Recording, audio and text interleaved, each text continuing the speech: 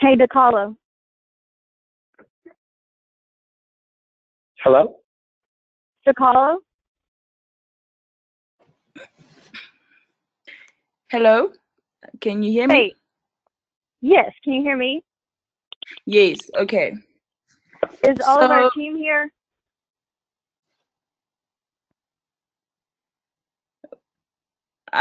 We have 2 callers in. One of them, I'm one of the callers. I can't, I had to join by my phone and I can't pull up the GoToMeeting app. It won't let me. I don't have enough internet connection. Okay.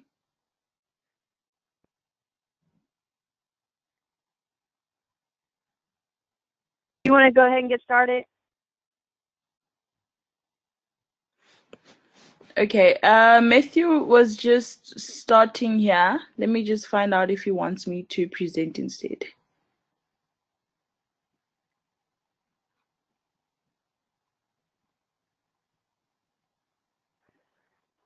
Lieutenant Colonel Dunson, it's a pleasure to meet you. My name is Megan Holmes.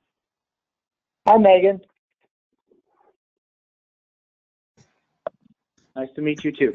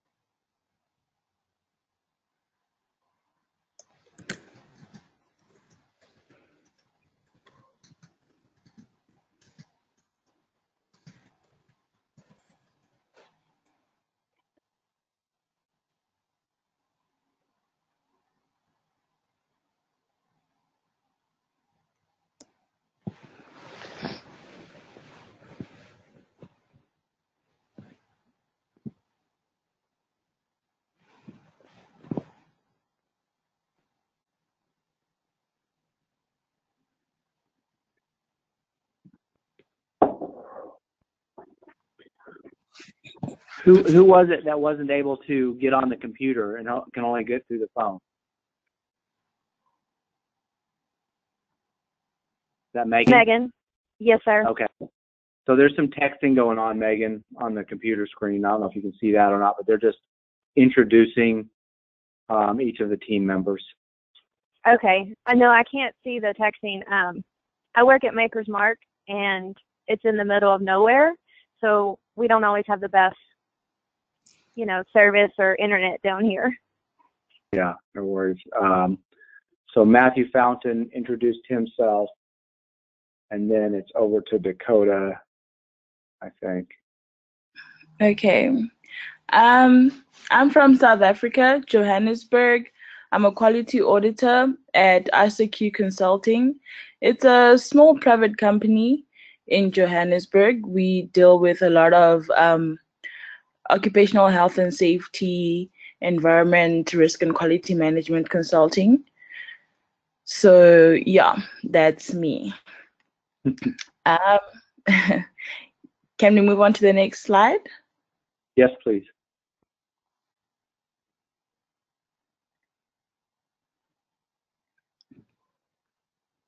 So basically for our MVP, this is the information that we've gathered that I'm going to present.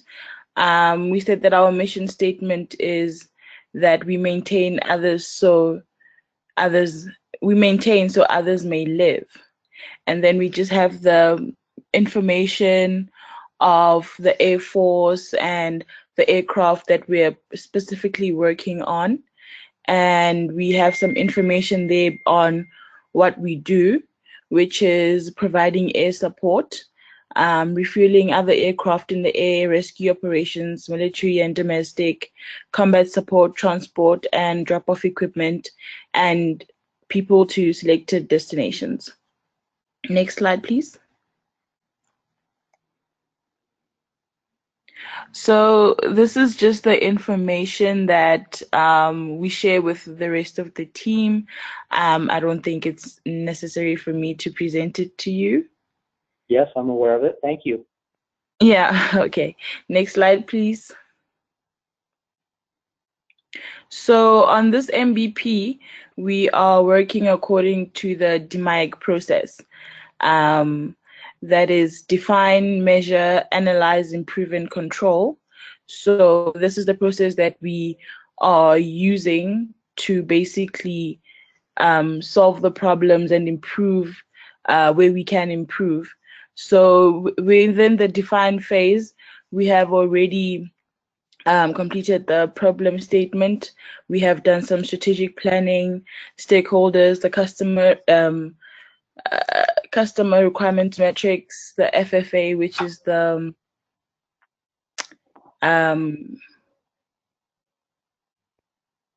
sorry, it's just the SIPOC, the process mapping. All of these we will just go through briefly. Please move on to the next.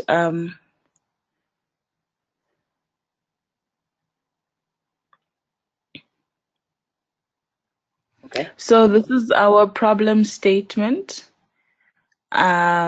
We said that the United States Air Force's 71st Search and Rescue Squadrons, C-130J Combat King II aircraft have significant downtime greater than 24 hours due to aircraft parts and materials unavailability.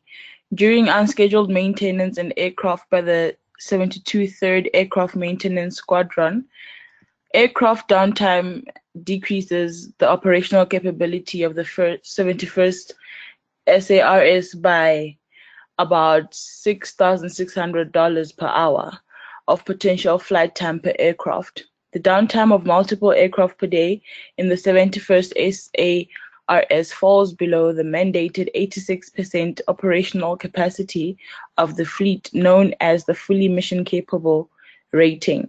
Shortening the unscheduled aircraft maintenance or repair turnaround time by reducing 24 hours from the average delay in the 72nd 3rd AMXS request for parts during the procurement process will firstly enable at least one minimum flight time without aerial refueling per day up to a maximum of approximately $38,900, and secondly contribute to an increased FMC rating of the 71st SARS, ideally above 86%, with the aircraft placed back into service, and thirdly promote unit readiness and the ability to carry out their missions.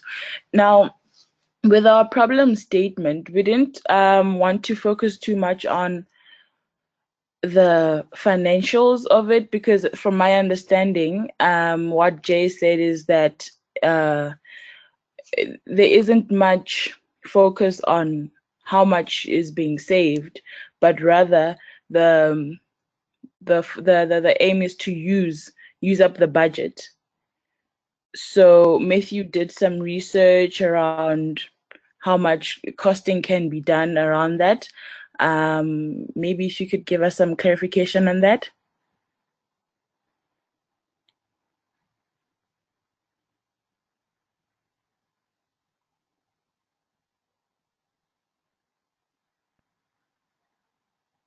Who are you asking for the clarification? Oh, sorry, Lieutenant Colonel. Okay. So I think the aircraft availability, for the aircraft to be available for missions, because we have a small fleet, would be something that could focus on, as opposed to the amount of money is being saved. But the amount of time that an aircraft is available to perform the mission is a big indicator for us. Okay. So the number of each aircraft represents a number of aircraft availability per month that we track, and 24 hours each day that an aircraft can be available, and we add that up over the month. And then if an aircraft is down, what we call down, not fully mission capable, then it is not available for mission to perform the mission, and we track the amount of time that an aircraft is down compared to the amount of time an aircraft could be up over the month. Okay. And in terms of budget, is there any aim to save costs or anything like that, or is that not a factor? Well, the factor is that we have a budget that allows us to do a certain number of flying hour missions per year. And so we mainly track about our capability to perform those missions and less about the money portion of it. Okay. So we get a budget to perform a certain number of flying hours per year, and basically we try to fly those hours. If we don't fly those number of hours, then it's not like we get extra budget back. We just don't conform to the mission requirements. Okay, all right. Is there anything about our problem statement that you'd like to clarify, or?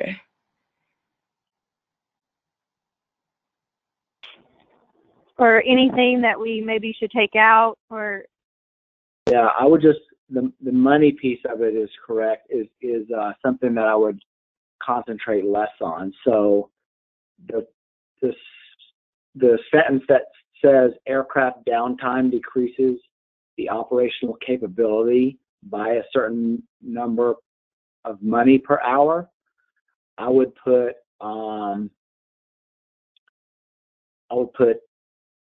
something about mission capable hours per, Okay. In other words, if an aircraft is down because of we're waiting on parts, then we are not able to execute our full mission for that particular year or month, depending on how much time frame you're looking at. So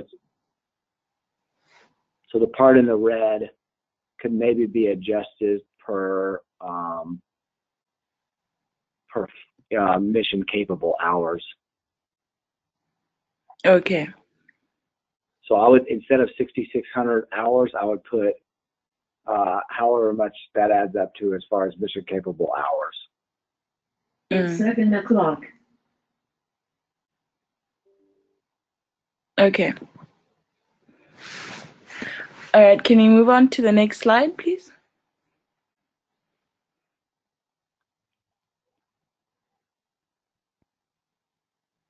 So in this slide, basically we just jot down the organizational strategic priorities and project goals. This is basically information that we got from the sponsor. Yes.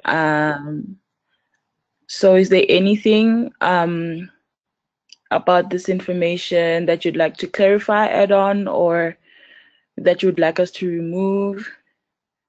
Yes, I would just change the green, the part that's in the green that says the ultimate goal of the project is to assist the sponsor in moving the readiness meter towards 86 to 100%. And I would just say to assist the sponsor in moving the readiness meter above 86%. Okay. And then get rid of the to 100%. Well, we would like to be 100, but reality is we would never be able to reach 100% because we always have some wait time for parts. Okay. So the goal is to move the readiness meter above 86%. Correct. Okay. All right, thank you. Next slide, please.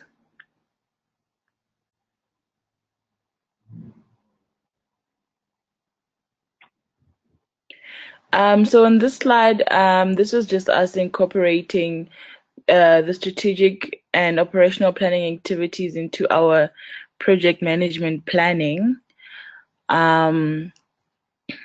So we said that we would want the project to consider delays in part procurement due to unscheduled maintenance, looking at the unit training, combat readiness preparation or exercises for potential unit deployment, and actual unit deployment in fulfillment of assigned military duty.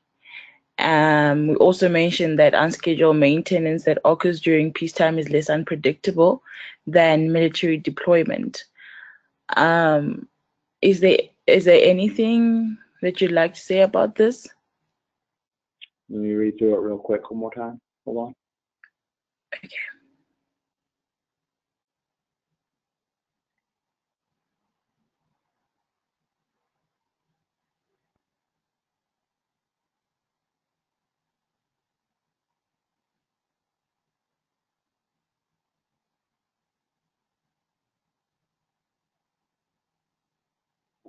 Okay, yeah, it looks good.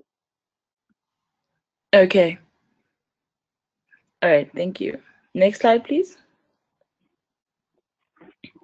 So this is just our stakeholder register. If you look on the left, we have all our stakeholders, which is mostly our champions and our daily go-to champions. The positions, your project role. So basically, this is information that you would already know. So this is just to show the rest of the group how we communicate and who has which role within the project. Okay.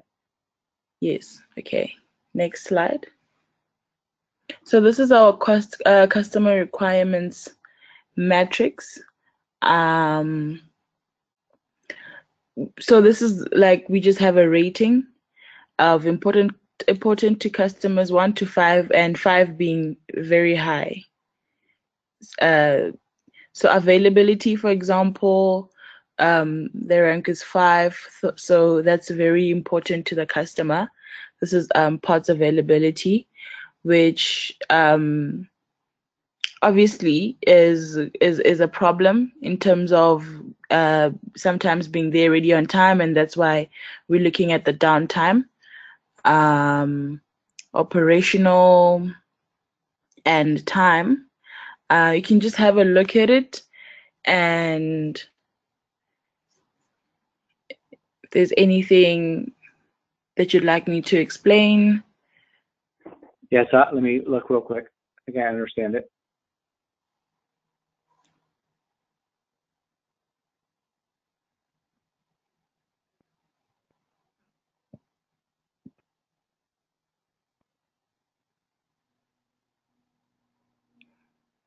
Okay. Megan, anything you'd like to ask?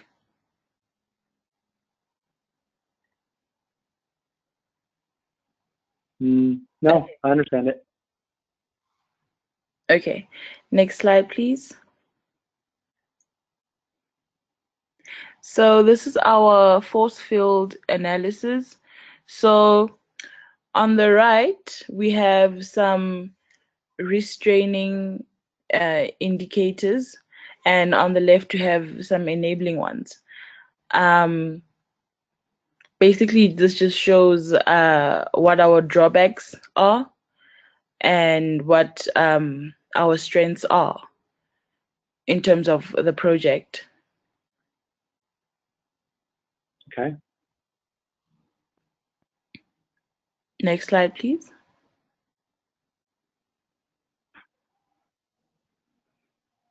So this is our SIPOC process map. So we just gathered some information around the supplier, the input and the process, the output and the customer, just to see how everything works out and where everything is at the moment. Okay, let me read this real quick.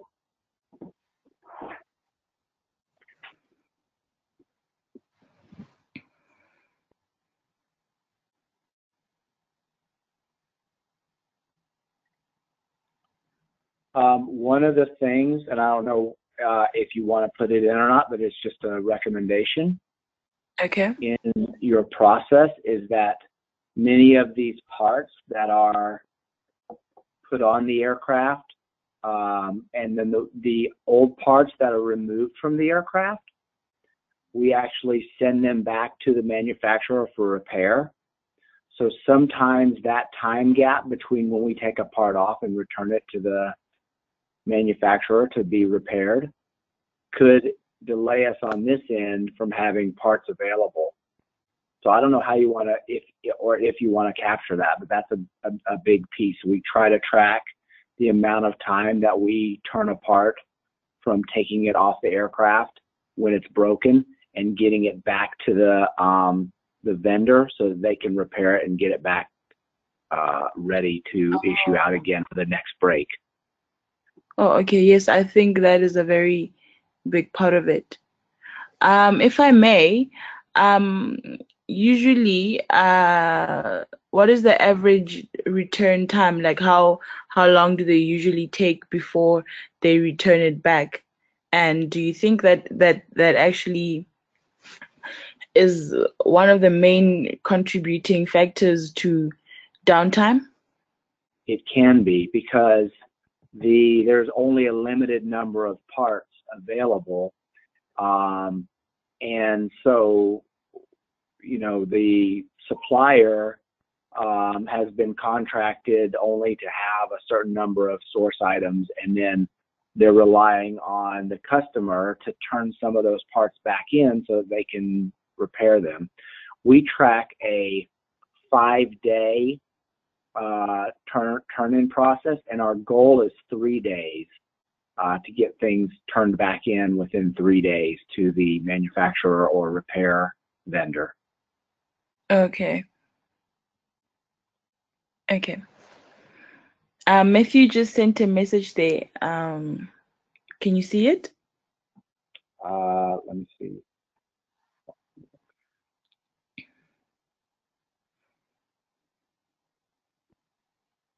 Yes, I see it. Mm-hmm. Okay. Next slide, please.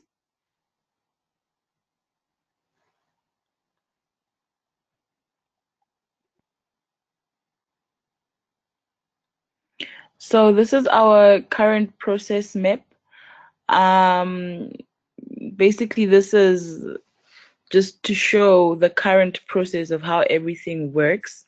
I think you can go through it and tell us if we're on the right track with this one, if there's anything we're missing or anything that we should include.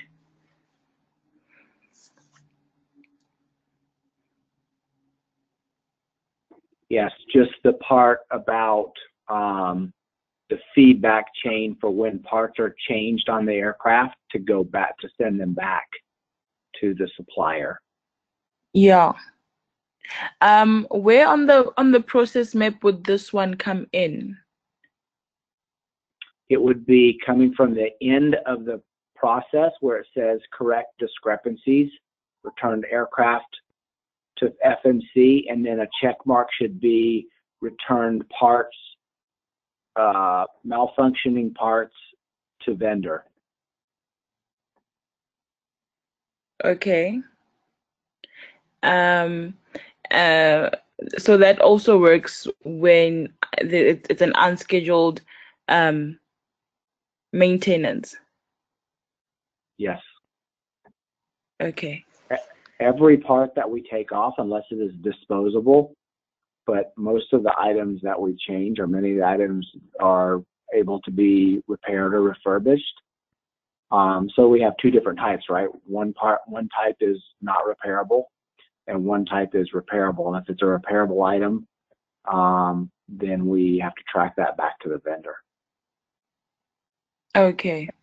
Often the non-repairable items are the ones that we have plenty of on base, in our supply organization waiting to be issued out, because we have an unlimited, basically, supply of those, depending on how many we order.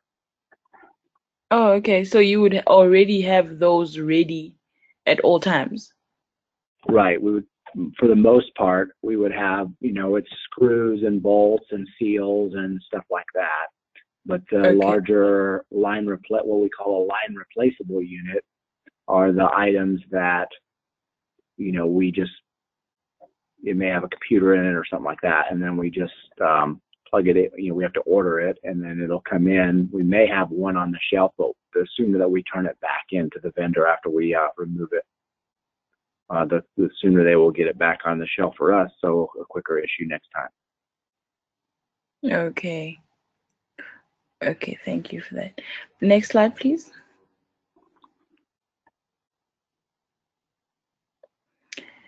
Okay, this is just showing the next part of our presentation where we are at the measure phase. So it's data collecting, it's a fishbone and diagram and Pareto chart, stakeholder surveys, and benchmarking. Next slide, please. So this is just our data collection plan. On the left, we have the data that we want to collect. And then as we read further along towards the right, we're just showing how often we'd like to collect the data, if it needs operation definitions, the sample sizes. So yeah, this is just informational, just to show how we want to go about. Okay. Next slide, please.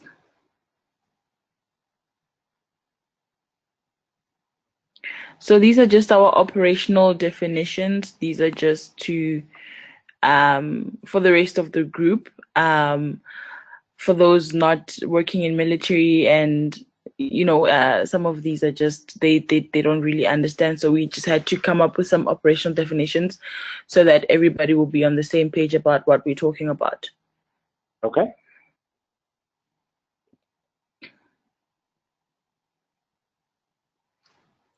This is just the data that we've collected from July to August 2016, and we just created a graph here to show, basically we're just portraying the information that we've collected just to try and make sense of it.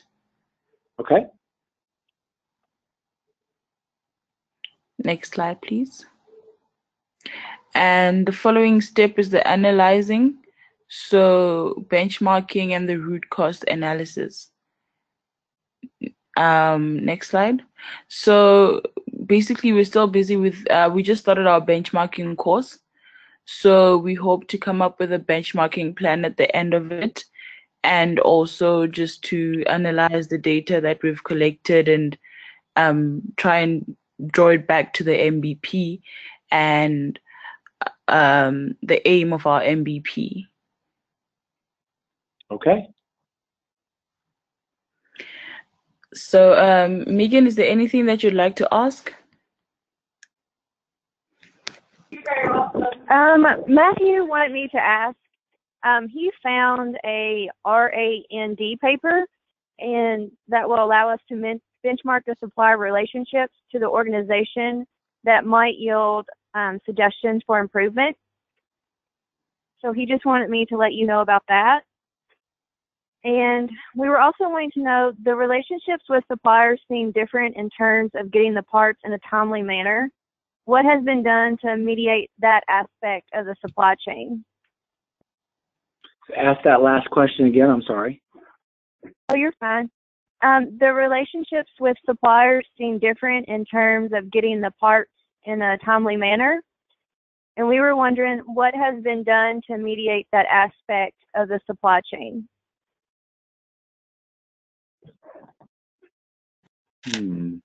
Well, if you're asking me, it's about communication with the supply chain managers. So there's a whole team set up that their whole job is to communicate with the vendors and the suppliers and try to tackle the issues or problems that there are out there. And so it's a whole feedback and prioritization system to prioritize which parts we want them to get to us quicker, and B, to see if there's anything that we can do on our end to help them to overcome some of the issues that they have.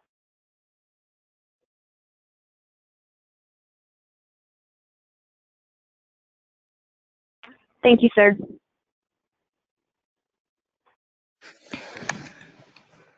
Matthew has 2 questions that he just sent.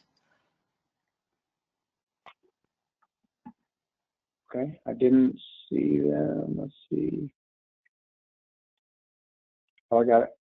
All right, so please read them out because we're this is going to be transcribed for him. So if you could read the questions and then answer them, that'd be great. Thank you.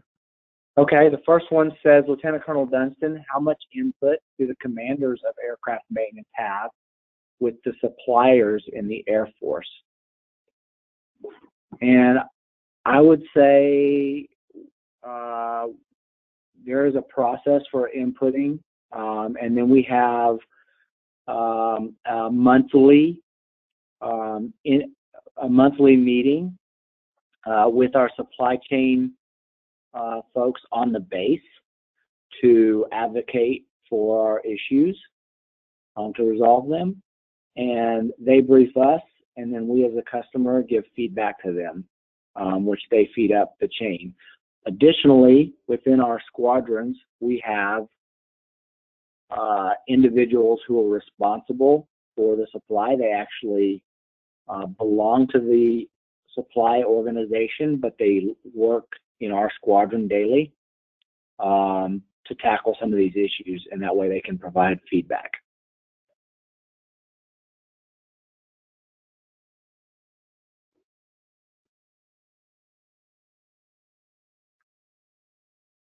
Okay. And his second question is, do all the commanders act as a group to form contracts, for example, of the C-130 aircraft? So the contract for the supply items happens above the level of command for the squadron, and it has to do with the acquisition of the particular airframe. So in the C-130s, there's a contract that was done because C-130s are not only owned by my squadron, but by many other squadrons within the Air Force, and some squadrons in the Army, and some squadrons in the Marines. And so that contract with the supply is written as part of the acquisition strategy for that particular airframe.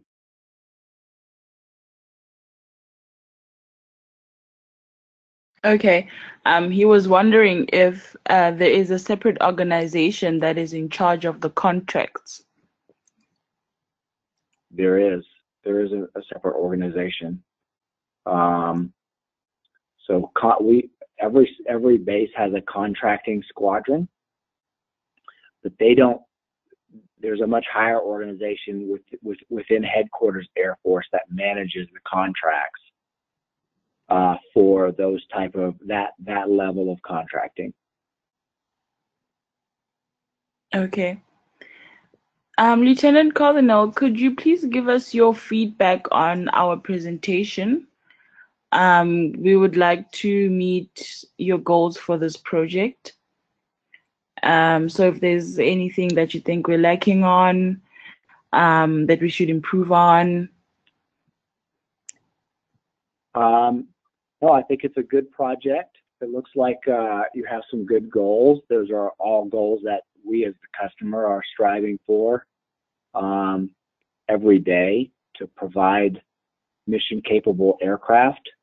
And certainly supply is a huge obstacle to that because of the wait time for parts.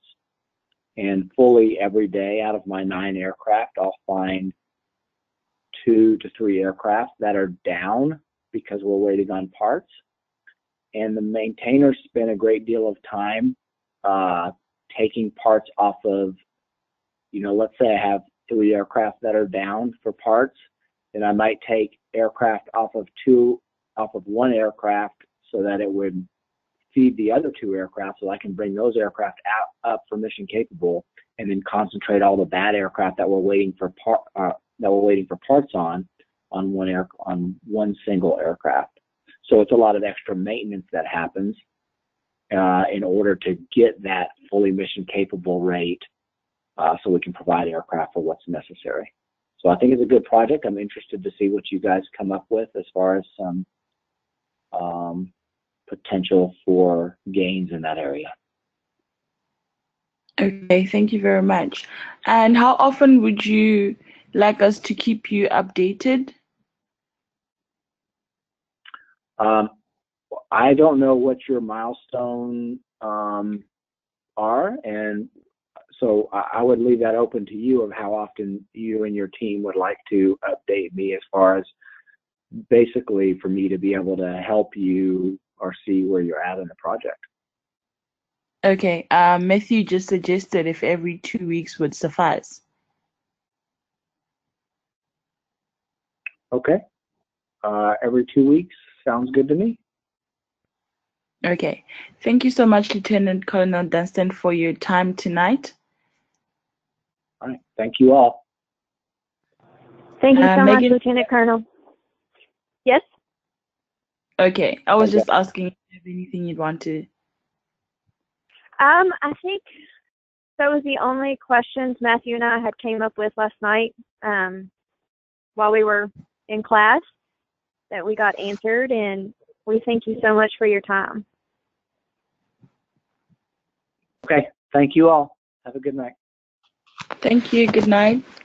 You too. Bye.